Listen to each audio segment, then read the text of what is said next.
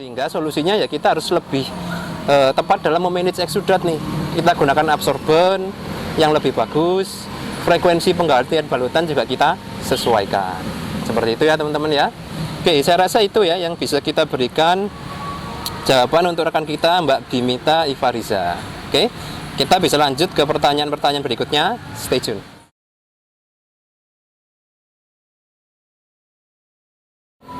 Oke teman-teman, masih stay tune ya tentunya di YouTube channel Pedicare Malang.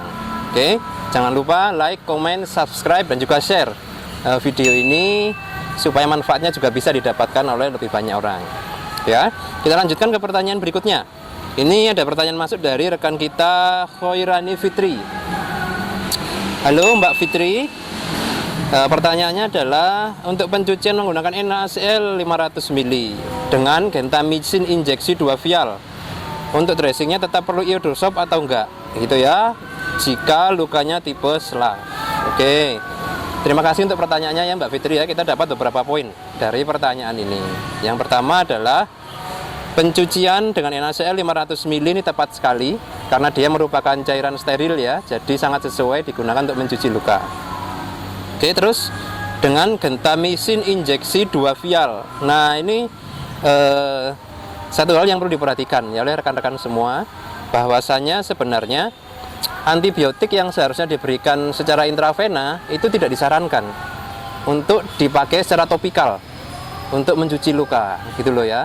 Kenapa? Karena ini bisa memunculkan risiko resistensi yang tinggi pada bakteri yang ada pada luka. Ilustrasinya begini. Misalkan ketika ada luka terinfeksi bakteri Staphylococcus, kemudian dicuci ya menggunakan antibiotik. Nah, sebagian mungkin akan mati, tapi sebagian dari bakteri Staphylococcus ini dia akan ada kemungkinan hidup dan lari, menyelamatkan diri dan bersembunyi di organ lain, misalkan ke paru, dan menimbulkan infeksi paru, gitu ya. Nah, ketika infeksi di paru ini diberikan antibiotik yang sama, ada kemungkinan si Staphylococcusnya ini sudah resisten. Akhirnya jadi kebal terhadap antibiotiknya dan kondisi pasien semakin buruk. Nah, itu alasannya kenapa kita tidak disarankan menggunakan antibiotik sistemik untuk mencuci luka secara topikal. Gitu ya teman-teman ya. Nah, sehingga yang disarankan apa? Kita mencuci luka menggunakan antiseptik ya. Bisa antiseptik dengan bahan aktif PAMB, octenidin, atau cairan hipoklorit atau HOCl. Nah, ini yang lebih disarankan untuk mencuci luka karena tidak ada resiko resistensi. Gitu ya. Oke, terus pertanyaan berikutnya adalah jika warna dasar lukanya kuning. Nah, oke.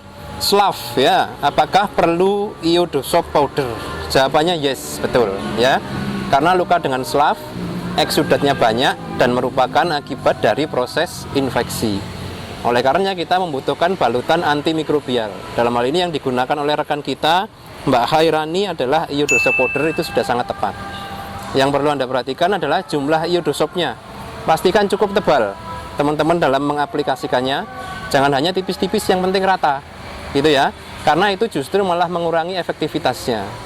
Tapi ketika dia diberikan dalam jumlah yang cukup banyak, maka bahan aktifnya yaitu iodin 0,9% ini bisa secara efektif membunuh kuman dan bisa bertahan dalam waktu 72 jam ya, antara 48 hingga 72 jam atau 2 sampai 3 hari. Gitu ya Mbak Khairani Fitri ya. Semoga bisa membantu dari merawat pasien yang sedang ditangani. Oke. Berikutnya ini ada pertanyaan dari Mas Rio SY. Oke. Menggunakan salep ya untuk decubitus grade 3 di tulang ekor merah tapi masih ada kuning-kuning yang agak luas. Tulang belakang dan punggung. Itu gimana ya? Oke. Apakah pakai kasa langsung? Oke, habis pakai salepnya. Oke. Ya. Kita lihat di sini ya, kasusnya masih ada warna kuning agak luas. Nah, sama. Berarti ini juga luka dalam kondisi infeksi dan stuck atau macet di fase inflamasi. Oleh karenanya fokus dari perawatan kita harus segera menyelesaikan inflamasinya supaya luka ini berprogres ke fase proliferasi. Nah, karena masalahnya adalah infeksi, kembali yang kita gunakan adalah balutan yang bersifat antimikrobial. Oke. Nah, apakah pakai salep? atau pakai yang powder atau pakai yang lain? Jawabannya adalah menyesuaikan dengan tingkat kelembapan pada luka.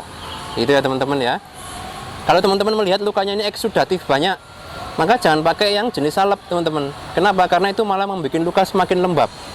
Bisa dibayangkan ya, eksudatnya sudah banyak ditambahi kelembapan dari salep. Nah, maka lukanya akan terganggu keseimbangan dari moisture-nya. Oke, jadi kalau eksudatnya banyak, gunakan antibakteri yang juga punya fungsi menyerap eksudat, atau minimal tidak menambah kelembapan, gitu ya. Jadi bisa menggunakan powder, misal Iodosoft, atau bisa menggunakan yang lembaran, ya, seperti hidrofobik, Cutimed Sorbac ya, atau yang lembaran lain Acticoat atau Aquacel EG, itu bisa, ya. Jadi kita sesuaikan nih, selain dengan infeksinya juga dengan tingkat kelembapan pada lukanya. Oke, nah selanjutnya yang ditanyakan oleh rekan kita Mas Rio ini adalah apakah pakai kasa langsung setelahnya. Nah ini juga sama ya,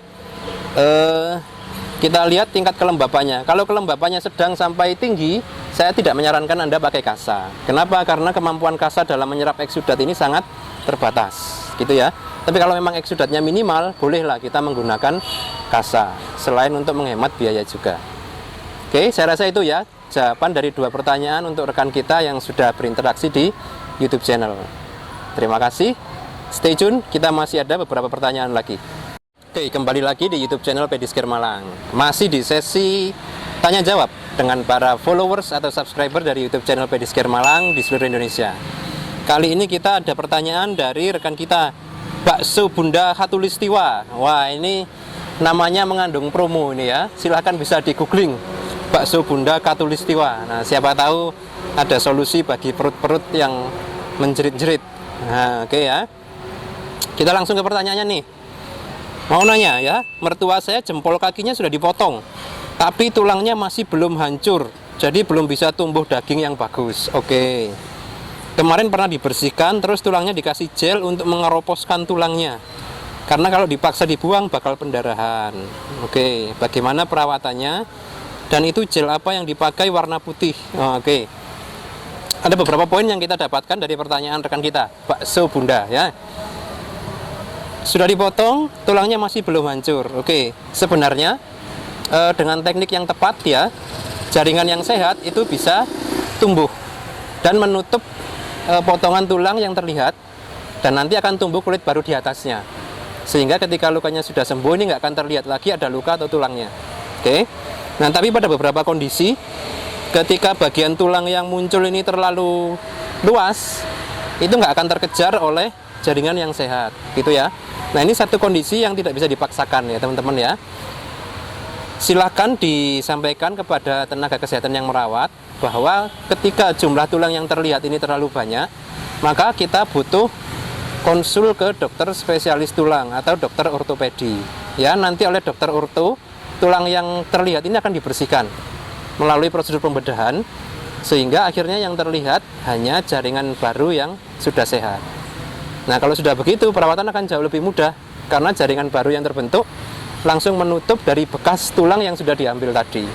Gitu ya. Nah, ini disebutkan ya, tulangnya dikasih gel untuk mengeroposkan. Nah, ini metode yang tidak tepat. Oke. Karena tulang itu merupakan struktur padat ya, banyak mengandung kalsium dan fosfat yang mana dia itu kuat. Tidak akan mungkin bisa dikeroposkan pakai balutan apapun. Nah, sehingga solusinya untuk luka yang terlihat tulangnya ya hanya ada 2. Jaringan yang sehat ditumbuhkan sehingga menutupi tulangnya, atau kalau tidak mungkin maka tulangnya harus dibersihkan, dipotong, tapi harus konsul atau kolaborasi dengan dokter ortopedi. Nah, seperti itu ya rekan sahabat kita di Bakso Bunda Khatulistiwa. Silakan, jika memang nampaknya jaringan yang sehat ini tidak bisa menutup tulangnya, segera untuk konsul ke dokter spesialis ortopedi. Oke, semoga bisa memberikan jawaban dari kesulitan yang dijumpai. Oke, rekan-rekan, saya rasa itu ya sesi tanya jawab untuk episode kali ini. Ingat, jika masih ada pertanyaan yang kurang jelas atau dari jawaban kami tadi mau diskusi lebih lanjut, bisa menghubungi nomor customer Pedicure di atas sini ya. Oke, saya Ahmad Hasim Bisono, terima kasih atas perhatiannya. Jangan lupa subscribe, like, komen, dan share video ini. Assalamualaikum warahmatullahi wabarakatuh. Salam sejahtera dari kami. Semangat dan dedikasi kami untuk Anda.